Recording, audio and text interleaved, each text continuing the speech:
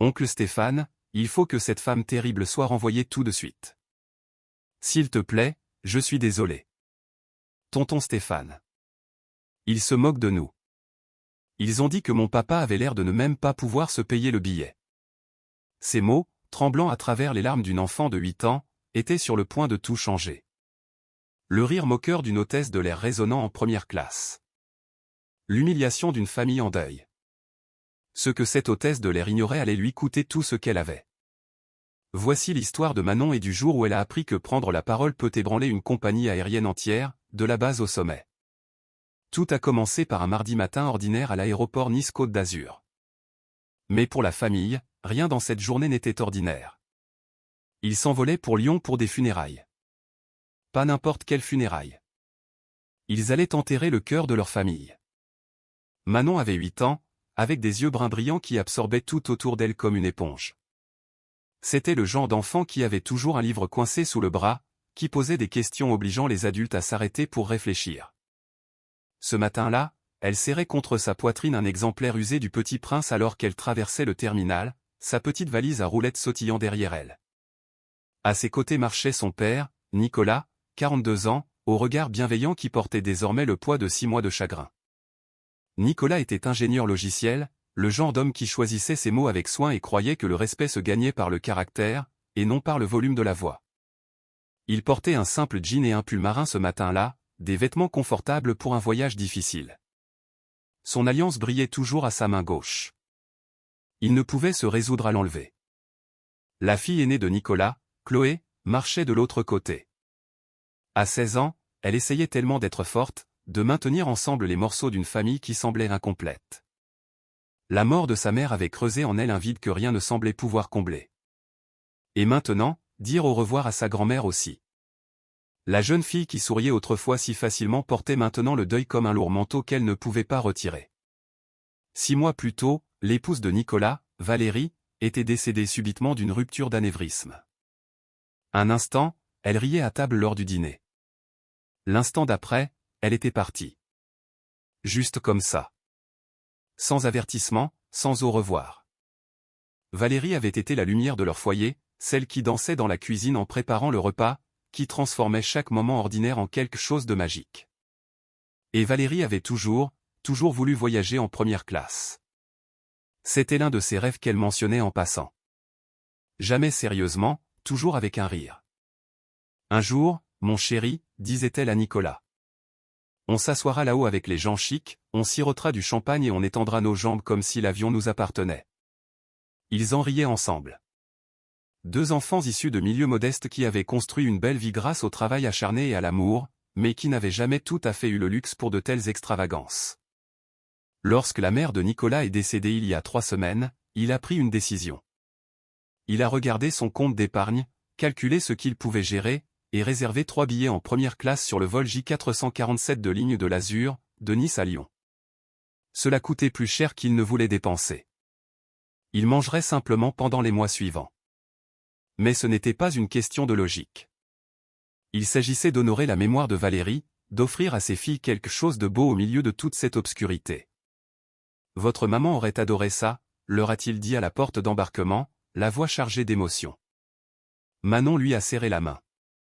Chloé a posé sa tête sur son épaule. Ce que Nicolas n'a pas mentionné, ce qu'il ne mentionnait jamais, c'est que son jeune frère, Stéphane, était le PDG de Ligne de l'Azur. Stéphane avait gravi les échelons, passant de bagagiste à la suite exécutive en 20 ans, et maintenant il dirigeait toute l'opération à Paris, à la Défense. Mais Nicolas n'était pas du genre à faire valoir ses relations ou à attendre un traitement de faveur.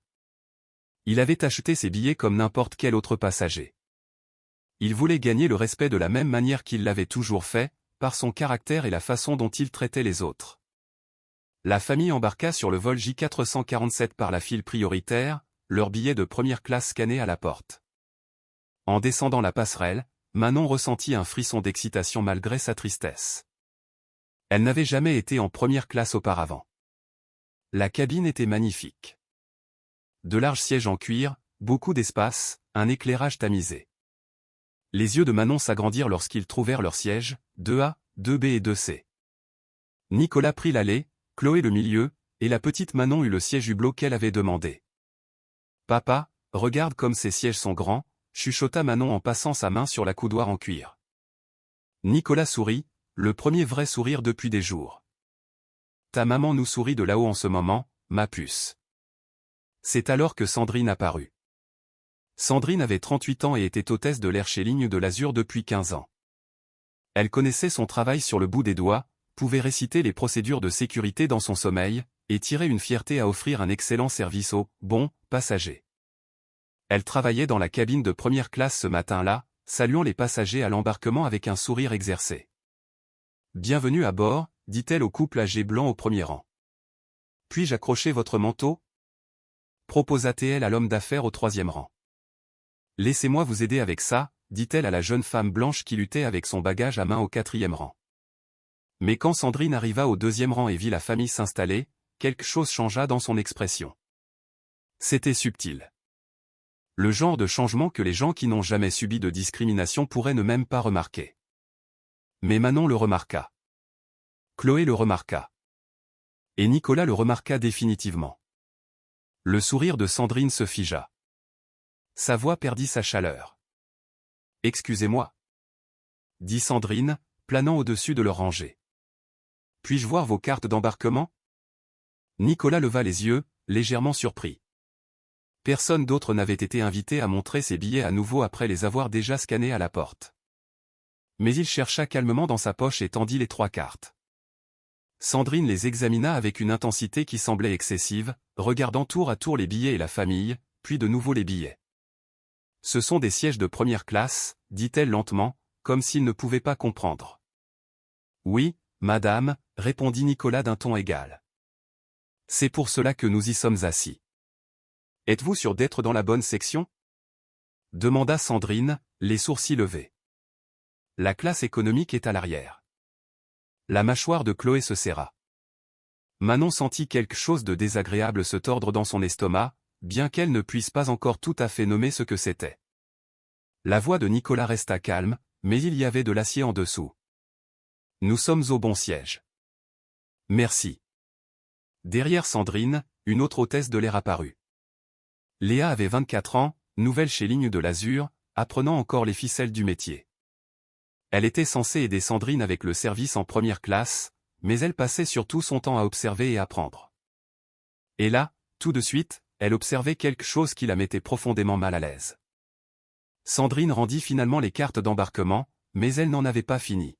« Avez-vous besoin que je vous explique comment fonctionne le système de divertissement » demanda-t-elle sur un ton qu'on utiliserait avec de jeunes enfants. « Cela peut être un peu compliqué si vous n'avez pas l'habitude de voyager ici. » Nicolas prit une lente inspiration. « Ça ira, merci. » Alors que Sandrine s'éloignait, Manon se pencha vers sa sœur. « Pourquoi est-elle si méchante » chuchota-t-elle. Chloé passa un bras autour de sa petite sœur.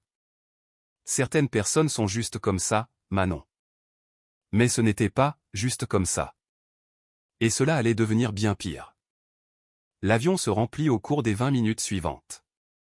Sandrine se déplaçait dans la cabine, tout sourire et serviabilité pour les autres passagers de première classe. Elle proposait de suspendre les manteaux, apportait des boissons avant le départ, faisait la conversation sur le temps qu'il ferait à Lyon. Elle était l'image même du service professionnel, sauf quand elle passait devant le rang 2. Léa le remarqua la première. Elle faisait son contrôle de sécurité, s'assurant que tous les bagages à main étaient correctement rangés, les ceintures attachées, les tablettes relevées.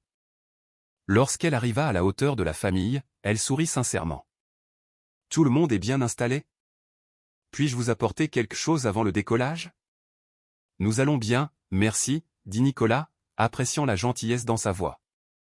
Mais alors que Léa retournait vers l'office, Sandrine lui attrapa le bras. « Je m'occupe du rang 2, » dit Sandrine à voix basse. « Concentre-toi sur les rangs 4 à 6. » Les hôtesses commencèrent leur démonstration de sécurité. Manon regardait, fascinée malgré l'avoir déjà vue. Elle aimait la chorégraphie, les mouvements précis. Quand elles eurent fini et commencèrent les dernières vérifications avant le départ, Sandrine remonta l'allée une fois de plus. « Monsieur, je dois vérifier votre sac, » dit-elle à Nicolas, pointant son bagage à main glissée sous le siège devant lui. « Il respecte les dimensions requises, » dit Nicolas. Je dois vérifier cela. La voix de Sandrine était sèche. Officiel. Nicolas sortit le sac, un bagage standard noir qui était clairement conforme aux réglementations. Sandrine fit mine de l'examiner, sortant même un mètre ruban de son tablier. Autour d'eux, d'autres passagers commençaient à remarquer. Une femme âgée de l'autre côté de l'allée, Monique, fronça les sourcils devant ce spectacle. Elle voyageait depuis 40 ans et n'avait jamais vu une hôtesse mesurer le bagage d'un passager après l'embarquement, surtout pas en première classe. « C'est bon », dit finalement Sandrine, presque déçue. « Vous pouvez le remettre. » L'avion recula de la porte. Pendant le roulage, Sandrine traversa la cabine en proposant des journaux et des magazines aux passagers de première classe. Elle s'arrêta à chaque rangée, sourit, fit des recommandations. Chaque rangée sauf la 2. Elle passa devant la famille comme s'ils étaient invisibles. Manon la regarda passer, la confusion et la blessure envahissant son jeune visage. Elle ne comprenait pas ce qui se passait. Elle ne pouvait pas comprendre pourquoi cette femme semblait tant les détester. Que avait-il fait de mal? Nicolas vit l'expression de sa fille et se pencha. Sa voix était douce mais ferme. Manon, Chloé, regardez-moi. On ne laisse pas l'ignorance des autres voler notre paix. Vous comprenez? Nous savons qui nous sommes. Nous savons que nous avons notre place ici et nous allons garder la tête haute quoi qu'il arrive. Mais papa. Commença Manon. Pas de mais. Ma puce, ta grand-mère m'a appris ça et je vous l'enseigne. La dignité ne vous est pas donnée par les autres. Elle vient de l'intérieur. Personne ne peut vous la prendre à moins que vous ne les laissiez faire. Chloé hocha la tête, mais ses mains étaient serrées en poing sur ses accoudoirs. L'avion décolla, grimpant à travers les nuages au-dessus de Nice. Une fois l'altitude de croisière atteinte, le signal de ceinture s'éteignit et Sandrine commença le service de boisson. C'est là que son comportement devint impossible à ignorer.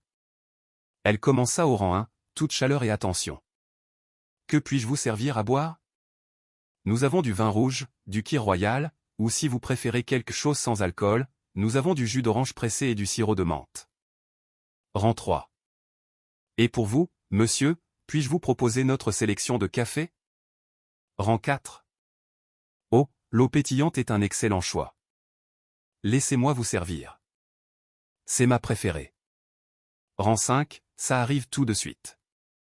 Et s'il vous plaît, si vous avez besoin d'autre chose, n'importe quoi, appuyez simplement sur le bouton d'appel.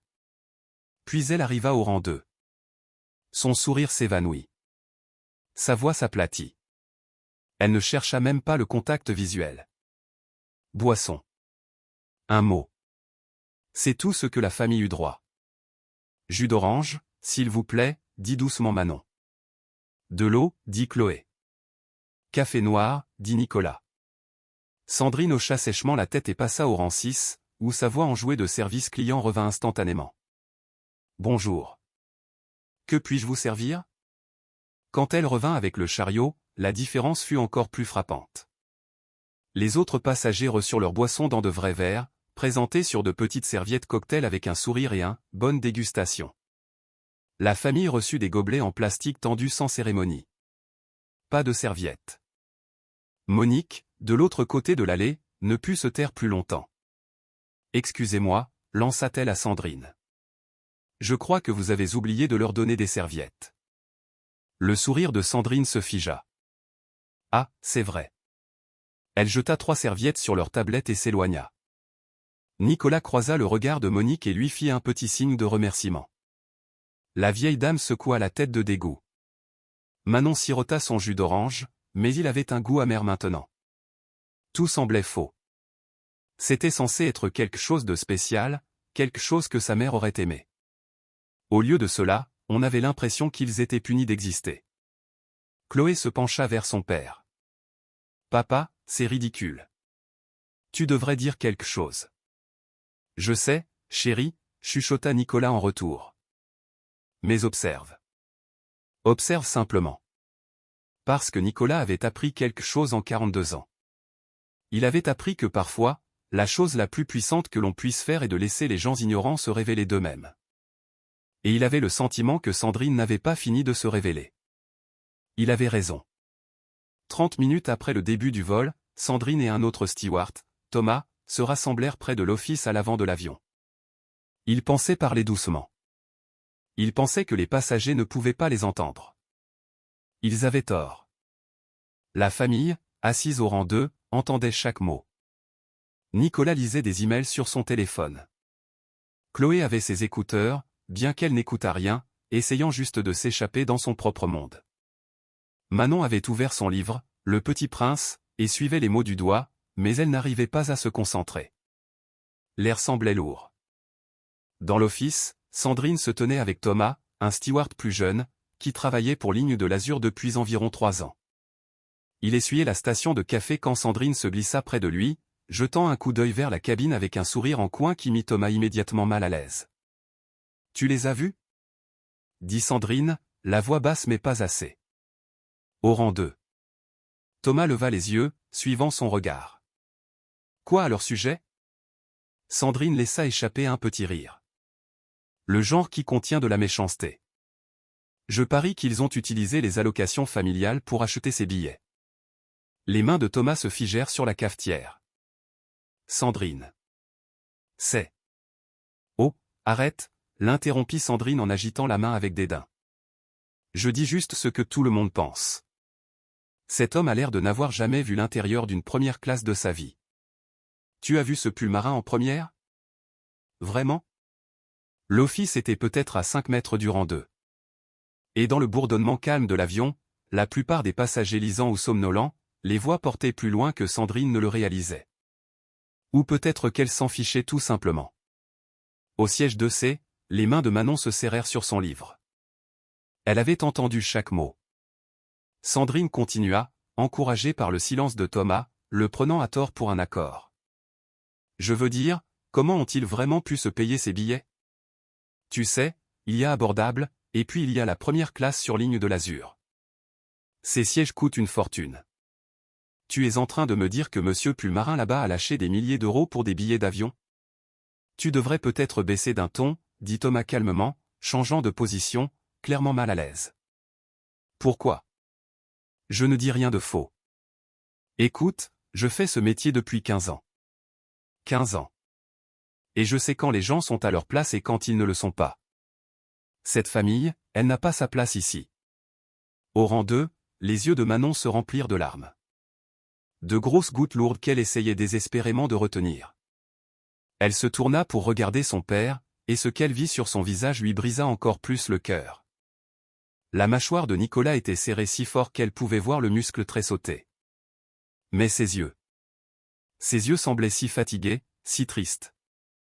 Chloé avait entendu aussi. Elle retira un écouteur juste à temps pour saisir la fin des commentaires de Sandrine. Tout son corps se raidit. Ses poings se serrèrent sur la coudoir si fort que ses jointures devinrent blanches. Elle commença à se lever, la fureur brûlant dans ses yeux de 16 ans. La main de Nicolas jaillit, douce mais ferme, touchant son bras. « Pas comme ça, ma chérie », chuchota Théil, sa voix à peine audible. « Pas comme ça, papa. Elle vient de... » Tu as entendu ce qu'elle... La voix de Chloé tremblait de rage et de blessure. « J'ai entendu, » dit Nicolas doucement.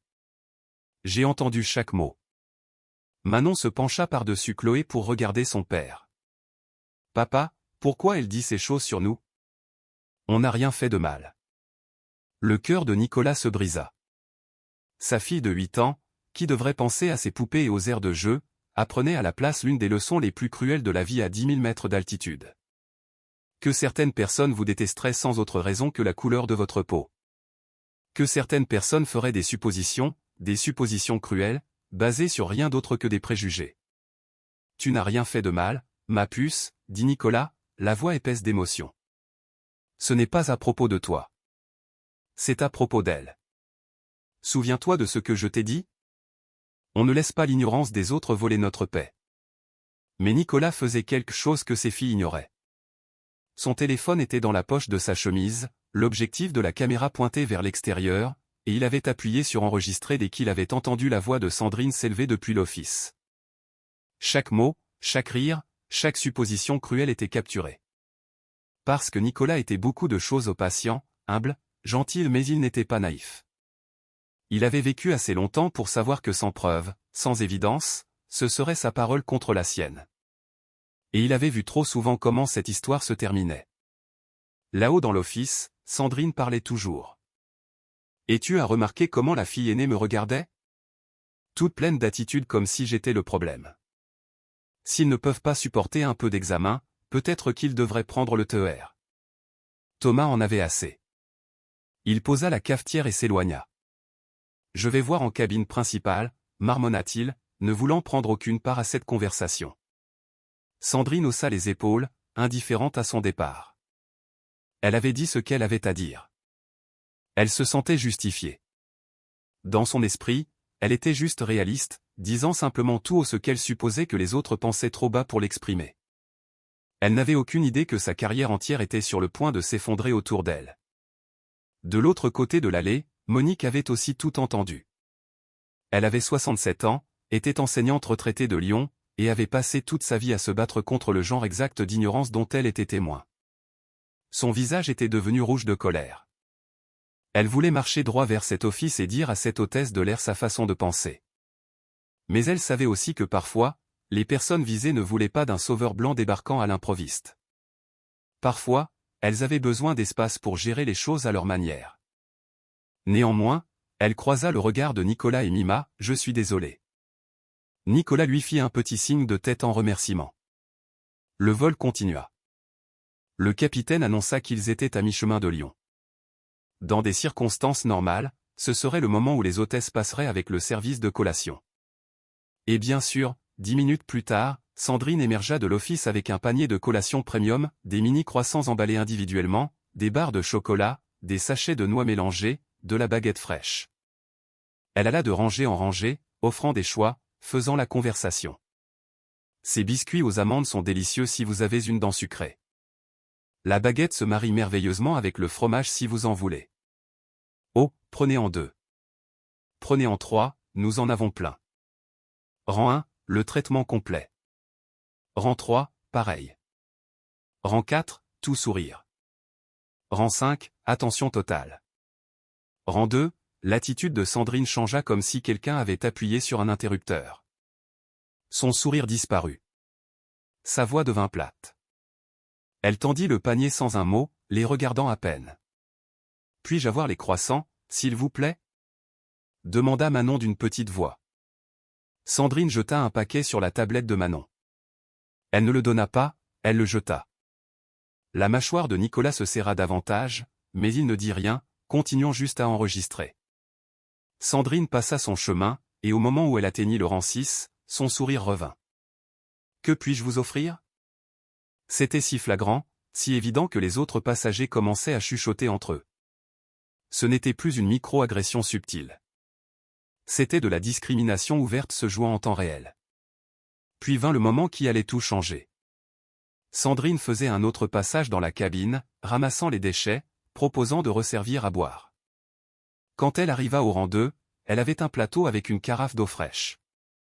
Alors qu'elle se penchait pour récupérer le gobelet vide de Nicolas, le plateau pencha. L'eau se déversa en cascade, éclaboussant tout le bagage à main de Nicolas glissé sous le siège devant lui. « Oups » dit Sandrine, sa voix dégoulinant d'une fausse inquiétude qui ne trompa absolument personne. « Je suis tellement désolé. » Mais son visage ne montrait aucun remords réel. Ses yeux contenaient en fait une lueur de satisfaction.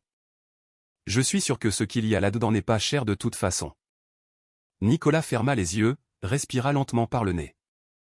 Il se baissa et sortit le sac trempé, l'eau s'égouttant sur la moquette. C'est alors que la voix tremblante de Manon traversa la cabine. « Il y a le programme du mémorial de ma maman dedans. On va à son enterrement. » Toute la cabine de première classe devint silencieuse. Les passagers qui lisaient posèrent leurs magazines. Les gens qui somnolaient ouvrirent les yeux. Tout le monde se tourna pour regarder. Le visage de Manon était maintenant strié de larmes. On l'enterre aujourd'hui. Et ma grand-mère aussi. On les a perdues toutes les deux. Et mon papa a acheté ses billets parce que maman a toujours voulu voler en première classe, mais elle n'a jamais pu. Et maintenant cette dame est si méchante avec nous. Et je ne comprends pas pourquoi. Les mots sortaient d'elle en cascade. 8 ans et le cœur brisé. Le chagrin, la confusion et la blessure, tout mélangé dans sa petite voix qui porta d'une manière ou d'une autre jusqu'à chaque coin de cette cabine. Le visage de Sandrine vacilla. Juste une seconde, quelque chose comme de l'inconfort traversa ses traits. Peut-être même de la honte. Elle regarda le sac trempé, la manche mouillée de Nicolas, le visage inondé de larmes de Manon. Pendant un bref instant, elle eut l'opportunité d'être humaine, de s'excuser, de reconnaître qu'elle était allée trop loin. Au lieu de cela, elle se redressa, serra son plateau et s'éloigna sans un seul mot. Elle partit, tout simplement. Monique ne put rester silencieuse plus longtemps. Elle détacha sa ceinture et se pencha à travers l'allée, tendant la main pour toucher celle de Manon. « Ma chérie, je suis tellement désolée.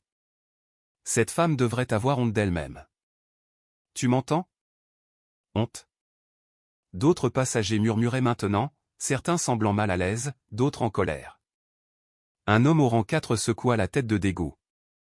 Une femme au rang 5 chuchota quelque chose à son mari qui sortit son téléphone, documentant probablement ce qu'il voyait. Mais certains passagers détournèrent le regard. Ils ne voulaient pas être impliqués. Ils ne voulaient pas voir ce qui se passait juste devant eux, parce que le reconnaître signifierait devoir faire quelque chose. Et faire quelque chose était compliqué et inconfortable. Nicolas ouvrit soigneusement son sac. L'eau s'égouttait de ses doigts. À l'intérieur se trouvait un dossier maintenant trempé. Il le sortit doucement, l'eau coulant sur les bords. Le programme mémorial pour les funérailles de Valérie était à l'intérieur. L'encre coulait, le visage souriant de sa défunte épouse sur la couverture était maintenant flou et baveux. Chloé le vit, et quelque chose se brisa en elle. Toute la force à laquelle elle s'accrochait, tout le sang-froid qu'elle maintenait depuis des semaines, tout s'effondra à cet instant. Elle enfouit son visage dans ses mains et sanglota. Des sanglots profonds, déchirants, qui venaient du fond même de son âme. « Ma maman », pleura-t-elle. C'était le programme de ma maman. C'était tout ce qu'il nous restait du service. Nicolas passa son bras autour de sa fille aînée, la serrant contre lui. Ses propres yeux étaient humides maintenant, les larmes qu'il retenait depuis 6 mois débordant enfin. Il tenait Chloé d'un bras et se pencha par-dessus elle pour prendre la main de Manon de l'autre. Les trois se blottirent ensemble au rang 2 tandis qu'autour d'eux, la cabine observait dans un silence stupéfait et inconfortable. Nicolas avait passé toute sa vie à être 2 fois meilleur. C'est ce que sa mère lui avait appris en grandissant. Tu dois être 2 fois meilleur pour aller moitié moins loin. Alors, il avait travaillé 2 fois plus dur à l'école, obtenu son diplôme d'ingénieur quand les gens lui disaient qu'il n'était pas assez intelligent. Il avait gravi les échelons de son entreprise en étant 2 fois plus fiable, 2 fois plus compétent, 2 fois plus professionnel. Il était entré dans des pièces qui ne voulaient pas de lui et avait fait ses preuves par l'excellence et la dignité tranquille.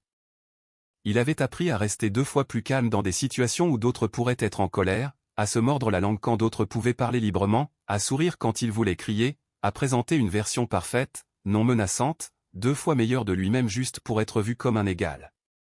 Mais voir la douleur de sa fille, voir sa petite de 8 ans pleurer parce qu'une étrangère avait décidé qu'elle n'avait pas sa place ici.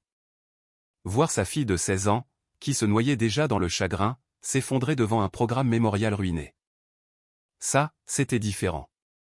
Ça changeait le calcul. Manon essuya ses yeux du revers de la main. Elle regarda son père, la douleur gravée sur son visage, le programme ruiné dans ses mains. Elle pensa à sa maman, à comment Valérie aurait géré ça. Valérie qui ne laissait jamais personne la faire se sentir petite. Valérie qui avait appris à ses filles qu'elles avaient une voix et qu'elles devaient l'utiliser. La voix de Manon était calme, à peine un murmure.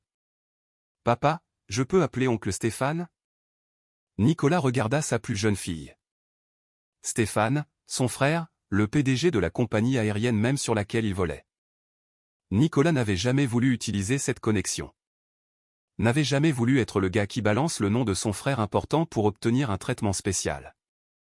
Il voulait être traité avec dignité parce que c'est ce que chaque être humain mérite, pas à cause de qui il connaissait. Mais ses filles souffraient. Et peut-être, juste peut-être, que ce n'était plus à propos de lui. Nicolas hésita.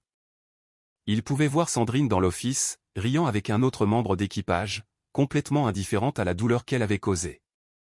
Il regarda autour de la cabine les passagers qui avaient été témoins de tout, Monique, dont les yeux étaient remplis de larmes de sympathie. Il regarda le programme mémorial ruiné, la photographie de Valérie qui bavait. Puis il regarda de nouveau Manon, sa petite fille, qui apprenait à trouver sa voix même à travers ses larmes. Il hocha lentement la tête. Si tu en as besoin, ma puce, tu l'appelles. Parce que parfois, réalisa Nicolas, rester silencieux n'est pas une force. Parfois, c'est juste permettre au mal de continuer sans contrôle. Et ces filles méritaient mieux que cette leçon. Ils le méritaient tous. Manon détacha sa ceinture avec des doigts tremblants. Elle se leva de son siège, sa petite silhouette secouée par les pleurs. Chloé se détacha immédiatement et se leva avec elle, l'instinct protecteur prenant le dessus. « Viens, Manon, dit-elle doucement en prenant la main de sa petite sœur. Allons aux toilettes. Nicolas les regarda partir, le cœur douloureux. Il voulait les protéger de ça, de tout ça. Mais il savait aussi que parfois, la chose la plus puissante que l'on puisse enseigner à ses enfants est comment se défendre, comment utiliser leur voix, comment se battre contre l'injustice. Pas avec violence ou cruauté, mais avec la vérité. Les deux sœurs descendirent l'allée vers les toilettes à l'avant de la première classe. D'autres passagers les regardèrent passer, certains avec sympathie, d'autres faisant semblant de n'avoir rien vu du tout. Sandrine était dans l'office, le dos tourné, discutant toujours avec un collègue comme si rien ne s'était passé. Comme si elle n'avait pas juste détruit la tentative d'une famille en deuil d'honorer leur défunte mère et épouse. À l'intérieur des petites toilettes de l'avion, Chloé verrouilla la porte derrière elle. L'espace était exigu. À peine assez de place pour une personne, encore moins deux. Mais elles se serrèrent ensemble. Chloé sortit son téléphone, l'écran éclairant son visage dans la lumière tamisée. « Tu es sûr de vouloir l'appeler » demanda Chloé, regardant sa petite sœur. Oncle Stéphane est probablement occupé. Manon hocha la tête, s'essuyant le nez avec du papier toilette. Papa a dit que je pouvais. Chloé afficha le contact de son oncle et appuya sur le bouton FaceTime. Alors que le téléphone sonnait, elle le tint bas pour que Manon puisse voir l'écran. Une sonnerie, deux sonneries, trois sonneries. À l'autre bout du pays, au siège social de Ligne de l'Azur à Paris, à La Défense, Stéphane était assis au bout d'une longue table en acajou dans la salle du conseil d'administration. 45 ans, avec les mêmes yeux bienveillants que son frère Nicolas, mais portant un air d'autorité qui venait de la direction d'une grande compagnie aérienne. Il portait un costume bleu marine parfaitement taillé, sa cravate légèrement desserrée après 3 heures de réunion consécutive. Autour de la table étaient assis 12 autres cadres, le vice-président des opérations, le directeur financier, le responsable du service client, le directeur de la sécurité. Ils étaient plongés dans les projections de résultats trimestriels, des diapositives PowerPoint brillant sur l'écran mural, des graphiques montrant les flux de revenus et les charges passagers. Le téléphone de Stéphane vibra sur la table devant lui. Il jeta un coup d'œil, prêt à l'ignorer quand il vit le nom de Chloé sur l'écran. Sa nièce n'appelait jamais pendant les heures de travail. Jamais. Sa main se déplaça instantanément vers le téléphone. « Excusez-moi, dit-il à la salle, sa voix impérieuse mais polie. Je dois prendre ça. Continuez sans moi un instant. » Il se leva, téléphone en main, et marcha vers le coin de la pièce, tournant le dos à la table pour plus d'intimité. Il accepta l'appel FaceTime et son écran se remplit d'une image qui lui glaça le sang. Le visage de Manon, taché de larmes, les yeux rouges, sa lèvre inférieure tremblant dans les toilettes exiguës d'un avion. Chaque instinct que Stéphane avait en tant qu'oncle, en tant que famille, en tant que quelqu'un qui aimait cette petite fille comme sa propre fille, passa en surmultiplié. « Ma coccinelle, dit-il, sa voix immédiatement douce, inquiète, mais avec une pointe d'acier en dessous. Qu'est-ce qui ne va pas? Où est ton père? Derrière lui, la salle de conférence devint silencieuse. Les cadres pouvaient voir le changement dans la posture de leur PDG, la tension qui irradiait soudainement de lui. La voix de Manon traversa le téléphone, petite et brisée. « Oncle Stéphane, on est dans l'avion. On va à l'enterrement de mamie. Et la dame du vol, elle est si méchante avec nous. Elle a dit,